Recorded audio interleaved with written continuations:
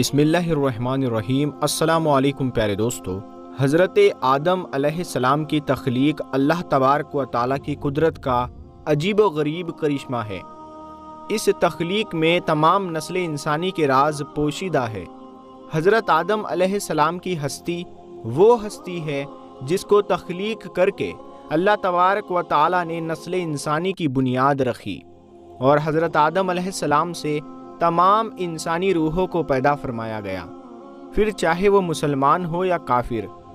پیارے دوستو، آج کی اس ویڈیو میں ہم آپ کو بتائیں گے کہ حضرت آدم علیہ السلام کو کس طرح پیدا فرمایا گیا، آپ کے جسم مبارک کو بنانے کے لیے کون کون سے مٹی کا استعمال کیا گیا، اور وہ مٹی زمین کے کون کون سے حصوں سے اٹھائی گئی، اور حضرت آدم علیہ السلام کو مٹی، پانی، ہوا اور آگ سے کس طرح پیدا فرمایا گیا، اور کیا حضرت آدم علیہ السلام کو اللہ تبارک و تعالیٰ نے خود اپنے دست قدرت سے پیدا فرمایا، یا فرشتوں نے حضرت آدم علیہ السلام کی تخلیق کی، اور جب اللہ تبارک و تعالیٰ کے 4 مقرب فرشتے زمین پر مٹی اٹھانے کے لیے آئے تو زمین رو رو کر ان کے سامنے کون سی فریاد کرنے لگی، اور ایسی کون سی وجہ ہے جس کی وجہ سے انسانی زندگی میں غم زیادہ اور خوشی کم ہوتی ہے۔ پیارے دوستو، ان تمام تر سوالات کے جوابات قرآن و حدیث کی روشنی میں آج کی اس ویڈیو میں ہم آپ کو بتائیں گے، لہٰذا آپ سے گزارش ہے کہ آپ اس ہماری ویڈیو کو آخر تک ضرور دیکھیے گا تاکہ آپ کی معلومات میں اضافہ ہو اور آپ کو بھرپور نالج مل سکے۔ پیارے دوستو، جب اللہ تبارک و تعالیٰ کی ذات کے علاوہ کوئی بھی کائنات یا کوئی بھی مخلوق موجود نہ تھی، صرف اللہ تبارک و تعالیٰ کی ذات موجود تھی، اس وقت اللہ تبارک و تعالیٰ نے اپنی ذات کے بعد سب سے پہلے جس ہستی کو پیدا فرمایا وہ حضرت محمد مصطفیٰ صلی اللہ تعالیٰ علیہ وسلم کا نور اقدس ہے۔ اللہ تبارک و تعالیٰ نے اپنی ذات کے بعد سب سے پہلے اپنے محبوب کے نور کو پیدا فرمایا، اور پھر حضرت محمد مصطفیٰ صلی اللہ تعالیٰ علیہ وسلم کے نور اقدس سے تمام مخلوقات کو پیدا فرمایا، جیسا کہ اللہ تبارک و تعالیٰ کا عرش، لوح، کرسی اور اللہ تبارک و تعالیٰ کے مقرب فرشتے زمین و آسمان اور کل کائنات کو حضرت محمد مصطفیٰ صلی اللہ تعالیٰ علیہ وسلم کے نور اقدس سے تخلیق فرمایا گیا۔ حضرت آدم علیہ السلام کی تخلیق سے پہلے زمین و آسمان اور اللہ تبارک و تعالیٰ کے مقرب فرشتوں کی تخلیق ہو چکی تھی۔ ان تمام اشیاء کو پیدا کرنے کے بعد اللہ تبارک و تعالیٰ نے حضرت آدم علیہ السلام کو تخلیق کرنے کا ارادہ فرمایا۔ پیارے دوستو، آپ کو بتاتے چلے کہ حضرت آدم علیہ السلام کی تخلیق 4 حصوں سے کی گئی۔ نمبر 1 مٹی، نمبر 2 پانی، اور نمبر 3 ہوا، اور نمبر 4 آگ۔ جب اللہ تبارک و تعالیٰ نے حضرت آدم علیہ السلام کے تخلیق کا ارادہ فرمایا تو اللہ تبارک و تعالیٰ نے اپنے سب سے مقرب فرشتے حضرت جبرائیل علیہ السلام کو یہ حکم ارشاد فرمایا کہ جاؤ اور تمام روئے زمین سے ہر قسم کی سیاہ و سفید، سرخ اور خاری، میٹھی اور نرم اور خشک مٹی ایک ایک مٹھی اٹھا لاؤ۔ جب حضرت جبرائیل علیہ السلام اللہ تبارک و تعالیٰ کا حکم پا کر زمین پر تشریف لائے اور خاک اٹھانے کا ارادہ فرمایا تو اس وقت زمین نے حضرت جبرائیل علیہ السلام سے مٹی اٹھانے کا سبب پوچھا۔ اس وقت حضرت جبرائیل علیہ السلام نے سارا واقعہ زمین کو بیان فرمایا۔ زمین نے عرض کیا کہ میں اس خدا کی پناہ چاہتی ہوں کہ تم مجھ سے مٹی اٹھا کر اس سے انسان بنائے جس کی وجہ سے میرا کچھ حصہ جہنم میں جائے۔ اس طرح زمین رو رو کر حضرت جبرائیل علیہ السلام کے سامنے اللہ کی پناہ مانگنے لگی، تو حضرت جبرائیل علیہ السلام مٹی کو اٹھائے بغیر ہی اللہ تبارک و تعالیٰ کی بارگاہ میں واپس لوٹ گئے، اور جا کر اللہ تبارک و تعالیٰ کی بارگاہ میں عرض کی، یا رب العالمین، زمین نے تیری عزت کی پناہ چاہی تو میں نے تیرے نام اور عزت کے ادب کی وجہ سے اس کو تیری پناہ عطا فرما دی، اور میں مٹی اٹھائے بغیر ہی واپس چلا آیا۔ اس کے بعد اللہ تبارک و تعالیٰ نے حضرت اسرافیل علیہ السلام اور حضرت میکائیل علیہ السلام کو باری باری بھیجا، لیکن یہ دونوں فرشتے بھی اسی وجہ سے خالی ہاتھ واپس لوٹ آئے کیونکہ زمین نے ان سے بھی اللہ تبارک و تعالیٰ کی پناہ چاہی، تو ان دونوں فرشتوں نے بھی اللہ تبارک و تعالیٰ کے نام اور ادب کی وجہ سے زمین کو پناہ دے دی اور خالی ہاتھ واپس لوٹ آئے۔ اس کے بعد پھر آخر کار اللہ تبارک و تعالیٰ نے ملک الموت علیہ السلام یعنی حضرت اسرائیل علیہ السلام کو بھیجا۔ حضرت اسرائیل علیہ السلام اللہ تبارک و تعالیٰ کے حکم کے مطابق جب زمین پر تشریف لائے تو زمین اسی طرح رونے لگی اور فریادیں کرنے لگی۔ اس وقت حضرت اسرائیل علیہ السلام زمین سے فرمانے لگے کہ تیرے رونے دھونے اور عرضی کی وجہ سے میں اپنے اللہ کی نافرمانی نہیں کر سکتا، لہٰذا حضرت اسرائیل علیہ السلام زمین سے مٹی اٹھا کر اللہ تبارک و تعالیٰ کی بارگاہ میں حاضر ہو گئے۔ یہی وجہ ہے کہ اللہ تبارک و تعالیٰ نے حضرت اسرائیل علیہ السلام کو انسانوں کی جانیں نکالنے کا کام سپرد کیا اور آپ کو ملک الموت علیہ السلام کے منصب پر فائز کیا۔ پیارے دوستو، تفسیر نعیمی میں ہے کہ ملک الموت علیہ السلام نے مختلف 7 مقامات سے مٹی کو اٹھا کر مکہ معظمہ کی مقدس مقام پر جمع کیا جہاں آج کعبہ شریف ہے۔ وہ 7 مقامات جہاں سے ملک الموت علیہ السلام نے مٹی اٹھائی وہ یہ ہے: نمبر 1 مکہ مکرمہ، نمبر 2 طائف، اور نمبر 3 بیت المقدس، اور نمبر 4 ہندوستان، اور نمبر 5 ابو قبس، اور نمبر 6 عدن، اور نمبر 7 مدینہ منورہ۔ پیارے دوستو، روایت میں آتا ہے کہ مکہ شریف کی مٹی سے حضرت آدم علیہ السلام کا سر مبارک بنایا گیا اور بیت المقدس کی مٹی سے حضرت آدم علیہ السلام کی گردن بنائی گئی اور عدن کی مٹی سے حضرت آدم علیہ السلام کا سینہ مبارک بنایا گیا اور ہندوستان کی مٹی سے حضرت آدم علیہ السلام کی پشت اور شکم مبارک بنایا گیا اور مدینہ منورہ کی مٹی سے حضرت آدم علیہ السلام کا دل مبارک بنایا گیا اور طائف کی مٹی سے حضرت آدم علیہ السلام کے جسم کے باقی اعضاء تیار کیے گئے۔ پیارے دوستو، حضرت آدم علیہ السلام کی تخلیق میں جو 7 قسم کی مٹی استعمال ہوئی ان کا ذکر قرآن پاک میں کچھ یوں ملتا ہے۔ پہلی مٹی جو حضرت آدم علیہ السلام کی تخلیق میں استعمال ہوئی اس کو قرآن پاک میں تراب کہا گیا ہے،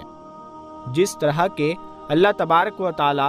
پارہ 17 سورہ حج کی آیت نمبر 5 میں ارشاد فرماتا ہے: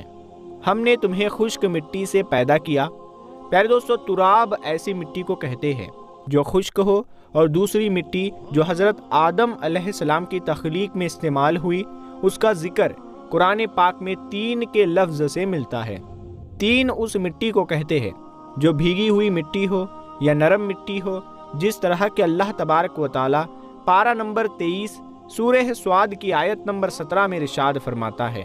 میں مٹی سے بشر بنانے والا ہوں۔ پیارے دوستو، 3 عربی زبان کا لفظ ہے جس کے لغوی معنی گیلی یا بھیگی ہوئی مٹی ہے۔ یہ مٹی جہاں بھی ہوتی ہے اس زمین کو ہرا بھرا کر دیتی ہے۔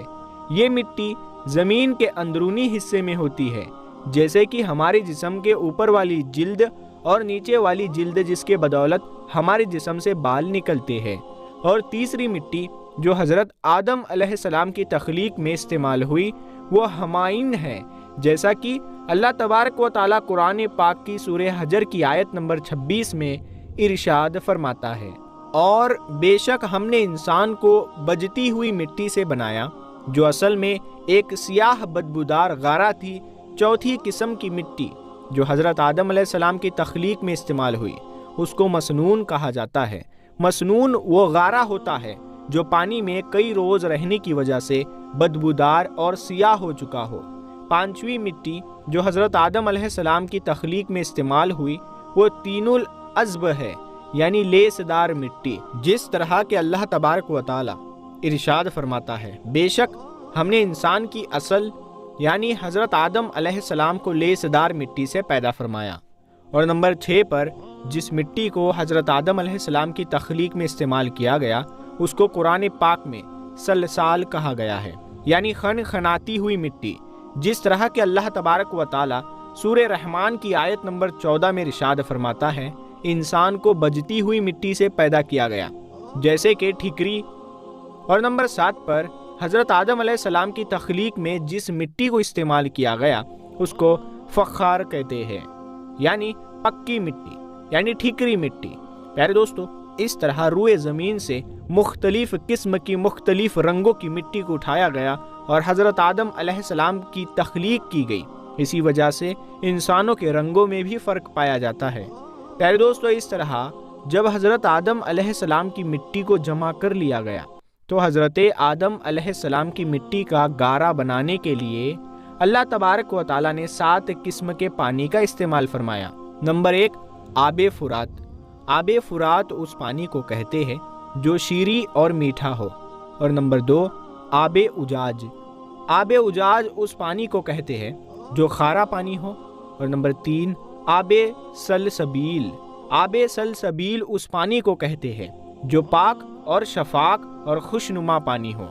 اور نمبر 4، آب تسنیم۔ آب تسنیم اس پانی کو کہا جاتا ہے جو خوشبودار پانی ہو۔ اور نمبر 5، آب رحیق۔ آب رحیق اس پانی کو کہتے ہیں جو پاک نشے دار پانی ہو، جیسے کہ جنتی شراب۔ اور نمبر 6، آب کوثر۔ آب کوثر ایسا پانی ہے جس کو پیتے ہی انسان دنیا کا دکھ، درد، بھوک، پیاس سب کچھ بھول جاتا ہے، جیسا کہ اللہ تبارک و تعالی قرآن پاک میں ارشاد فرماتا ہے، اِنَّا أَعْطَيْنَاكَ الْكَوْثَرَ، بے شک ہم نے تمہیں کوثر عطا کیا۔ اور نمبر 7، آب رحمت۔ آب رحمت اس پانی کو کہتے ہیں جو رحمت والا پانی ہو۔ اس طرح حضرت آدم علیہ السلام کی مٹی کو جمع کرنے کے بعد ان تمام پانیوں کو شامل کر کے حضرت آدم علیہ السلام کی خمیر کی مٹی کو گوندا گیا۔ پیارے دوستو، اس طرح جب حضرت آدم علیہ السلام کا غارہ تیار ہو گیا تو اس پر اللہ تبارک و تعالیٰ نے 40 روز تک بارش برسائی۔ حضرت آدم علیہ السلام کے غارے پر 39 روز تک غم کی بارش برسائی گئی اور 1 روز خوشی کی بارش برسائی گئی۔ اسی وجہ سے انسان کی زندگی میں غم زیادہ اور خوشیاں کم ہوتی ہے۔ تفسیر نعیمی میں ہے کہ جب حضرت آدم علیہ السلام کا غارہ گوندنے کے بعد تیار ہو گیا تو اللہ تبارک و تعالیٰ نے فرشتوں کو حکم دیا کہ اس کو مکہ اور طائف کے درمیان وادی نعمان میں عرفات کے پہاڑ کے نزدیک رکھے۔ پھر اللہ تبارک و تعالیٰ نے اپنے دستے قدرت سے اس غارے کو حضرت آدم علیہ السلام کا مجسمہ بنایا اور حضرت آدم علیہ السلام کی صورت تیار کی۔ اس طرح جب اللہ تبارک و تعالیٰ نے حضرت آدم علیہ السلام کا مجسمہ تیار فرمایا تو اس کے بعد اس مجسمے کو خشک کرنے کے لیے اللہ تبارک و تعالیٰ نے 7 قسم کی ہوائیں اس پر چلائی۔ نمبر 1 تیز ہوا، اور نمبر 2 دھیمی ہوا، اور نمبر 3 گرم ہوا، اور نمبر 4 سرد ہوا، اور نمبر 5 درمیانی ہوا، اور نمبر 6 رحمت والی ہوا، اور نمبر 7 صرف ہوا۔ ان 7 قسم کی ہواؤں کی وجہ سے جب حضرت آدم علیہ السلام کا مجسمہ خشک ہو گیا، جس کو مٹی اور پانی سے بنایا گیا تھا، اب حضرت آدم علیہ السلام کے اس مجسمے کو پکا کرنے کے لیے اللہ تبارک و تعالیٰ نے اس مجسمے کو 7 قسم کی آگ سے گزارا۔ نمبر 1 سیاہ رنگ والی آگ، نمبر 2 سرخ رنگ کی آگ، اور نمبر 3 پیلی آگ، اور نمبر 4 نیلی قسم کی آگ، اور نمبر 5 دھوئے والی آگ، اور نمبر 6 بغیر دھوئے والی آگ، اور نمبر 7 تیز اور دھیمی آگ۔ ان 7 قسم کی آگ سے حضرت آدم علیہ السلام کے مجسمے کو گزار کر پختہ اور مضبوط کیا گیا۔ پیارے دوستو، اس طرح حضرت آدم علیہ السلام کا مجسمہ مٹی، پانی، ہوا اور آگ سے بن کر بالکل تیار ہو گیا، اور حضرت آدم علیہ السلام کی شکل و صورت مکمل طور پر بن گئی، اور اللہ تبارک و تعالیٰ نے حضرت آدم علیہ السلام کو اپنی پسندیدہ شکل و صورت پر پیدا فرمایا، جس طرح کہ اللہ تبارک و تعالیٰ قرآن پاک میں ارشاد فرماتا ہے،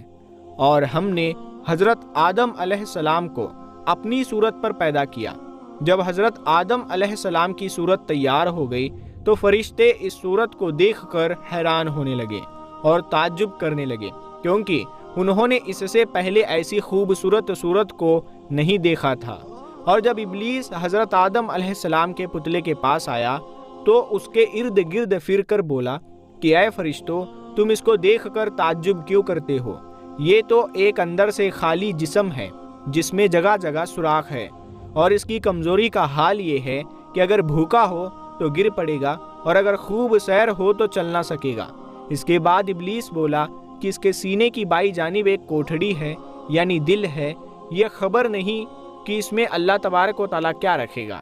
شاید یہ کہ یہ لطیفہ ربانی ہے جس کی وجہ سے اللہ تبارک و تعالیٰ نے اس کو خلافت کا حقدار مقرر کیا ہے۔ جب حضرت آدم علیہ السلام کی صورت اور مجسمہ بالکل تیار ہو گیا تو اللہ تبارک و تعالیٰ نے حضرت آدم علیہ السلام کے جسم میں روح داخل کرنے کا ارادہ فرمایا۔ اللہ تبارک و تعالیٰ نے جب روح کو پیدا فرمایا اور اس کو حکم دیا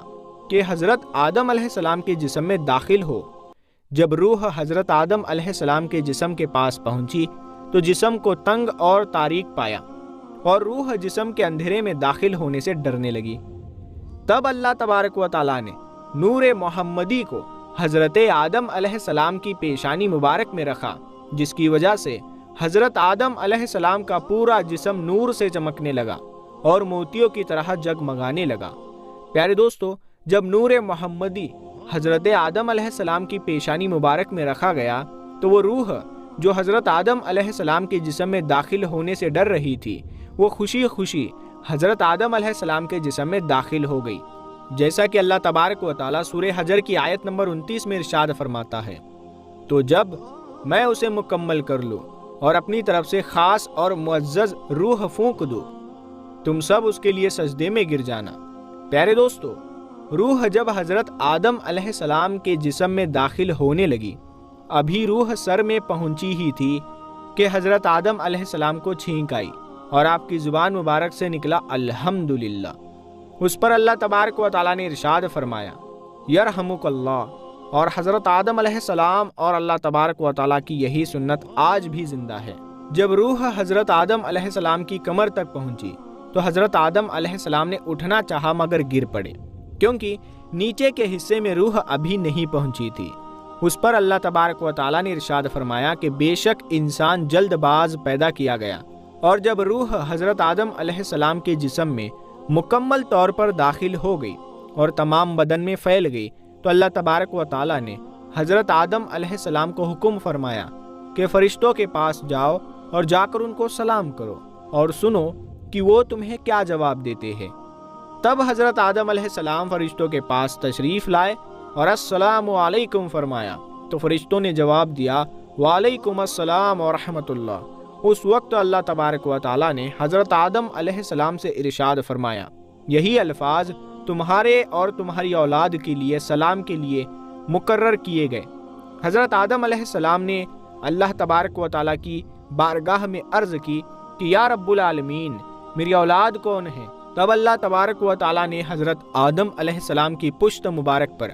اپنا دست قدرت پھیرا۔ اس وقت تمام انسانی روحیں حضرت آدم علیہ السلام کے جسم سے باہر نکل آئی اور حضرت آدم علیہ السلام نے ان تمام روحوں کو دیکھا۔ پیارے دوستو، اس طرح حضرت آدم علیہ السلام کی تخلیق ہوئی۔ اللہ تبارک و تعالیٰ سے دعا ہے کہ اللہ تبارک و تعالیٰ اپنے پیارے حبیب حضرت محمد مصطفیٰ صلی اللہ تعالیٰ علیہ وسلم کے بتائے ہوئے راستے پر چلنے کی توفیق عطا فرمائے اور ان کی محبت کے اندر جینا مرنا نصیب فرمائے، آمین۔ تو دوستو، آج کے لیے بس اتنا ہی، انشاءاللہ ملیں گے اگلی ویڈیو میں، تب تک کے لیے السلام علیکم۔